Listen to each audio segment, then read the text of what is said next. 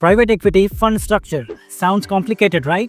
Today, I will make it super simple for you. Let's talk about something very important, the fund structure. When we say fund structure, we are basically talking about how a private equity fund is set up, how it raises money, how that money is invested, and how return goes back to the investors. It's like the blueprint of the entire fund. Who invests, how cash moves, how taxes are handled, how accounting is done. Now let's understand one of the most popular fund structure, the master feeder. It's basically a structure used when a fund has two types of investors, US investors and non-US or tax-exempt investors. Instead of mixing everyone together, the fund uses separate entities for both. So US investors invest through an onshore feeder, usually in Delaware, whereas non-US investors invest through an offshore feeder, usually in Cayman. And both of these feeders put their money into one main pool, the master fund, which actually makes all the investments. It keeps things clean.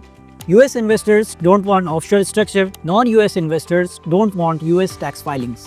One place for trading, accounting, NAV, basically everything. Let's understand the accounting implications. In accounting terms, it's even simpler. The master fund does all investment activity. Each feeder shows one line, investment in master fund, and NAV is given to investors based on how much they invested. If you want fund accounting explained in a clear and practical way, follow us now.